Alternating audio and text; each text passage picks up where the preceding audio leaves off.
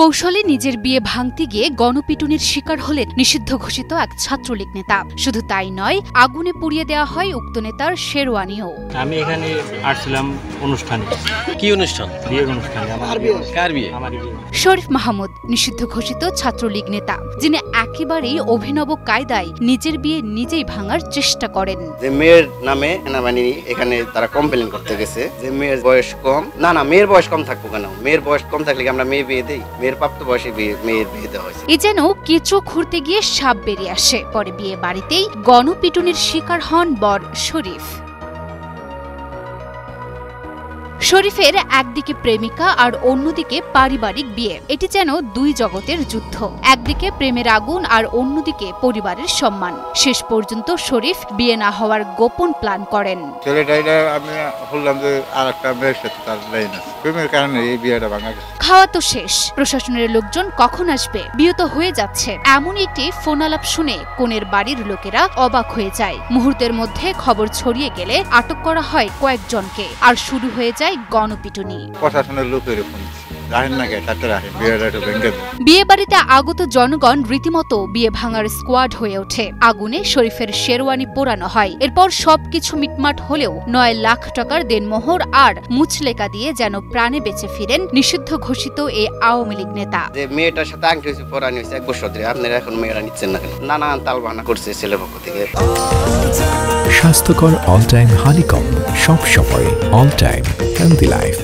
গণধোলাই খাওয়া নিষিদ্ধ ছাত্রলীগ নেতা শরীফ মাহমুদ টাঙ্গাইলের মির্জাপুর উপজেলার বাসতল ইউনিয়নের উত্তর পেকুয়া গ্রামের সাইফুল ইসলামের ছেলে। তিনি উপজেলা ছাত্রলীগের আহ্বায়ক কমিটির সদস্য ছিলেন।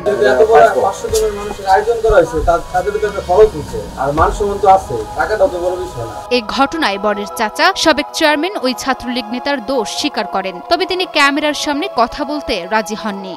আপনার ভাতিজা যেরকম প্ল্যান করছে এই বিষয়ে জানতেন আপনারা আগে থেকে, নাকি ওখানে যাওয়ার পর জানতে পারছেন? আমরা জানলে ওখানে যাই নাকি? সত্যি তার পাগল, ও পাগল ইচ্ছামি করে, বেইমানি করে, ও করতে পারে। আর আমরা সবগুলা মানুষ তার এইভাবে ওখানে যাইতাম না। যদি ও যদি সামান্যতম ই করতো যে না আমি এই বিয়েতে রাজি না বা কোনোভাবে বুঝতাম, তাইলে তো ওখানে যাওয়ার কোনো প্রশ্ন আসতো। যে যেহেতু আপনার চাচা তিনি যে বিয়েতে রাজি নাই, এই বিষয়ে কি তার পরিবারকে কাউকে কখনো কিছু বলে নাই যে তিনি ওই মেয়েটাকে বিয়ে করতে চান না? আমার জানা নাই। আমার কাছে বললে আমি নিশ্চয়ই এই বিয়েতে কোনোভাবেই সম্মতি দিতাম না, বা সেখানে এ ধরনের এই যে তারা তাদের আত্মীয় স্বজন লোকজন দাওয়াত করছে, আমরা এই দিক থেকে এই ছেলের বাড়িতেও লোকজন দাওয়াত করা হয়েছে, আয়োজন করা হয়েছে।